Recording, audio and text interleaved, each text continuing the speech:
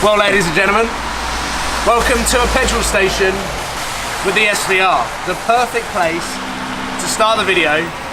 And over the last 3 weeks, where I've spent most of my entire life, because this is arguably one of the worst cars on fuel, but it brings a smile to my face. So today, I'm going to be telling you guys and giving a bit of a review on what it has been like to live with a 2017 Jaguar F-Type SVR.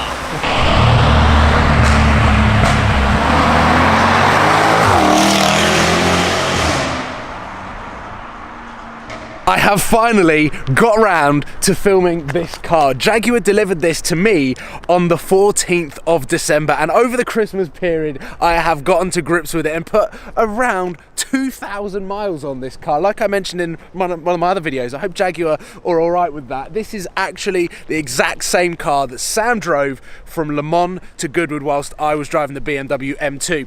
And throwing back to that is the perfect way to start this video, because I completely misunderstood this car, as I am sure a lot of you guys would have done as well, maybe still do. So hopefully with this video I can show you what it is like to live with this car, what its purpose is, and why the F-Type SVR exists. Let's start with how I misunderstood this car as a lightweight F-Type. I thought this was the track-going F-Type, the SVR Special Vehicle Operations, with a 567 5-litre V8 supercharged. It's quite a mouthful, but with 0 to 60 taking 3.5 seconds and a top speed of 200 miles an hour, it is the fastest F-Type. When they put that wing on it and an Inconel and titanium exhaust system, I thought that was it. It is a track-going F-Type, thinking it was rear-wheel drive, thinking that it would have a lot of weight saving. In fact, none of those are true. It is an all-wheel drive car, even though it is very, very rear biased. It sends a little bit more torque to the front wheels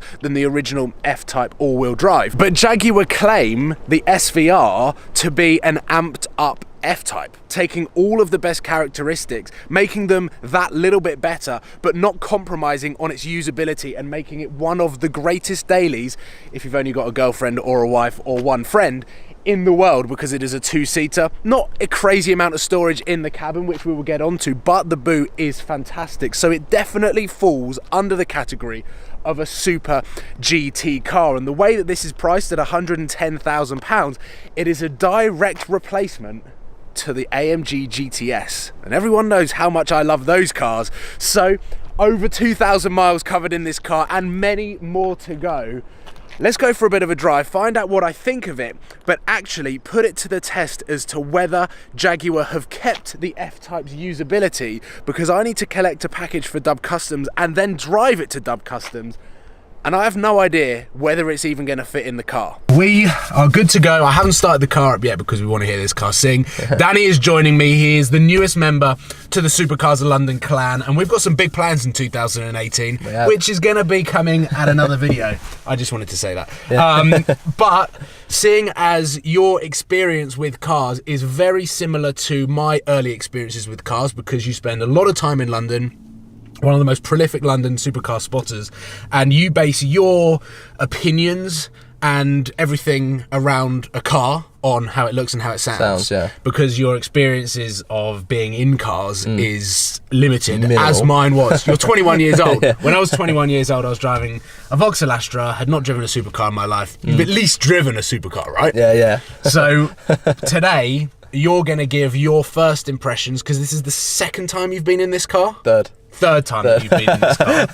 And we are going to try and bring you guys I suppose, the most spontaneous, real life, reality review of what this car is like to live with, by going to take it to a place and collect a package. Yeah. So let's start this baby up.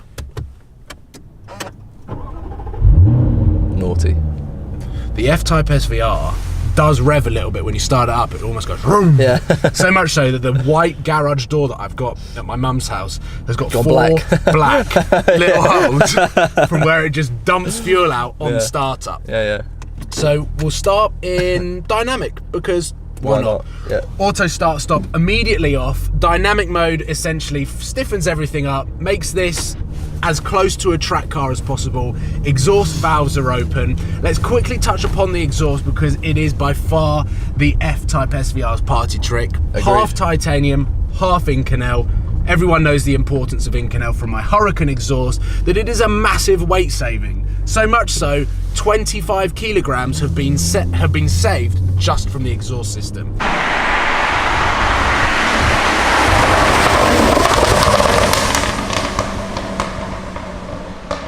But starting on country roads, it is quite a stiff ride at low speeds.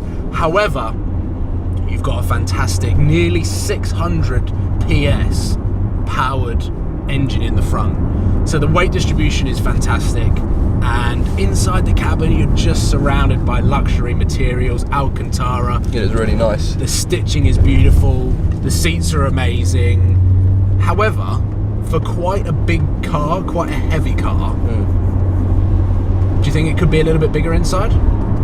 Or do you think they could have utilised the space a little bit more? What's that? I don't even know. I don't know.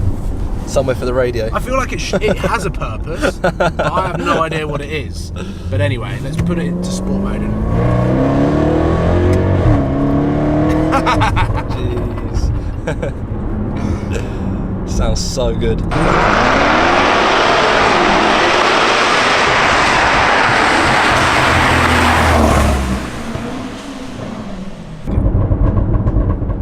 Get the crackles, which I love.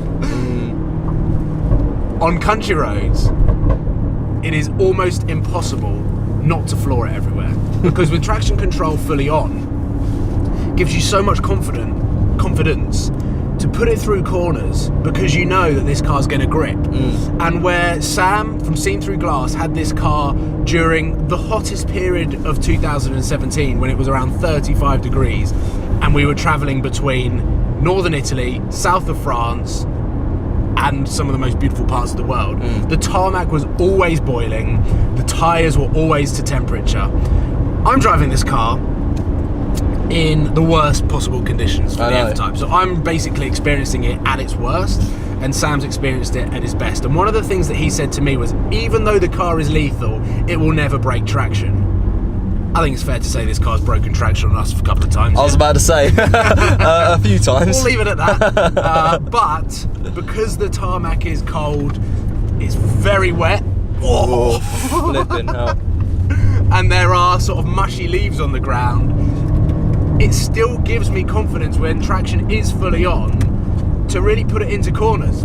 Let off that incredible soundtrack and utilise as much of the 567 brake horsepower that we have access to as possible.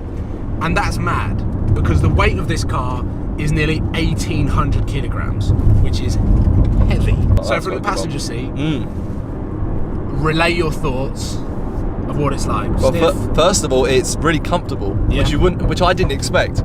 When you come and pick me up in this first, I was expecting a harsh, uncomfortable ride. Track-going car, yeah, right? yeah, I thought that because on the exterior it looks like a track car. So you also were a little bit misled in the way that this car was positioned in the Jaguar product range. I thought it was kind of like a really lightweight, hardcore version of the F-Type. That's what I thought. But it is essentially just an F-Type that's got a really cool wing and it sounds good. And I think my fondness over the F-Type comes from even before Sam had his first F-Type, because it's the sound, it's the fact that it's British, and I've had some amazing experiences in F-Types. Out in California, a friend of mine had the all-wheel drive F-Type R, and on those canyon roads, it was just incredible, so planted, and proves just how good. This is a British version of a muscle car. It is, yeah. A massive engine in the front, weight distribution how it is. Tail happy. Very tail happy. But then, like, you put it in dynamic mode off, you come back into automatic mode, the car becomes quiet, and it becomes what you would probably assume to be a very comfortable long distance cruiser. It is. We did 2 hours VBS, quite comfortable. We did. I did not get out with a backache. No. So it did well. I think as an all-round car, obviously these high performance cars with massive engines, they depreciate quick, and it's the same with M cars. I mean, look at the M6. Yeah, I know. It's 100,000 new. 120 grand. And you can pick one up for 40. 40 grand on Auto Trader, which is scary. The Jaguar isn't as prolific as a depreciation asset as, let's say, the M6. Still not that great. 110 list plus options, and then obviously you're going to be around 85 grand on a car like this now. So there is money that you will lose, but right now, for 80 grand, I put a tweet out. It was really interesting to see the response of what better car is there for 80 grand than the Jaguar F-Type SVR. There was a few 911s getting thrown around. There was a few cars that were definitely way out the 80 grand price bracket. But the cars that kept popping up, Nissan GTR, C63, cars that obviously are incredibly well known for their performance, their build quality, but I think the Jag's up there. I really think definitely that this car is up there. The boot space is amazing. You could put 2 small suitcases in, whisk your girlfriend away, and go for a proper road trip down into the Alps. Really good. Take it to a ski resort. It's all-wheel drive. I don't think it would get stuck in snow. Wouldn't like to try. No, I was about but to I don't think it would. No. Because it's all-wheel drive, and apparently all-wheel drive is good for snows.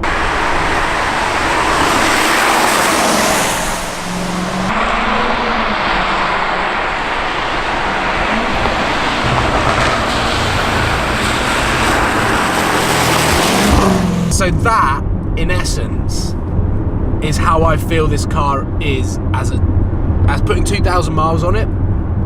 It's a bloody amazing car. Now, let's see how practical it is. And I'm a little bit concerned by this because this is the only opportunity we have got to pick this package up. And I could have done it in my M3. And I think it would have fit in my M3 because you can put the rear seats down and put it through the entire car. Not entirely sure how it's going to work with the F-Type, and coming all this way to collect it, if we can't fit it in the car, I don't know what we're going to do. Put it on the roof.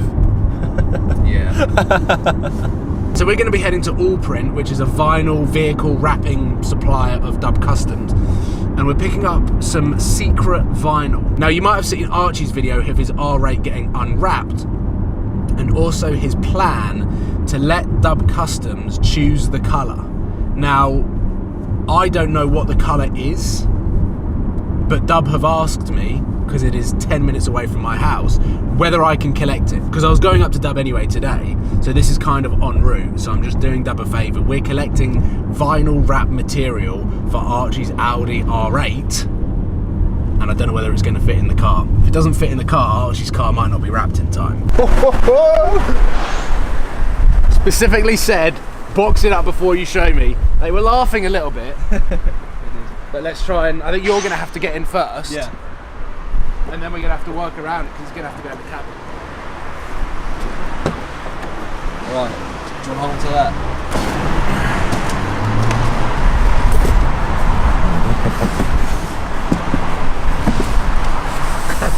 Oh no. We're in trouble here. You know what it is? It's the box. It's not even fitting like that.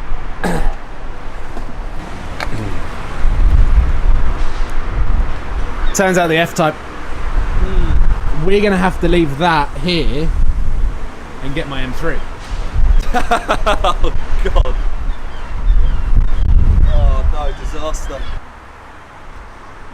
There we go. The F-Type is an amazing car, fantastic at doing the long distance GT drives, in super comfortable, but then on the country roads it will be amazing. Oh, the wind is killing me. It is an amazing car. But there we go. It does not fit vinyl wraps, which isn't a normal thing to put in the car anyway, but it's just a shame that I'm gonna have to go and get my M3 now. But thank you for watching. Hopefully you've enjoyed this video on an epic fail on what it is like to live with the F-Type SVR. Cảm ơn các bạn đã theo dõi. Các bạn hãy bấm like, comment và hãy bấm nút đăng ký để ủng hộ cho kênh mình nha.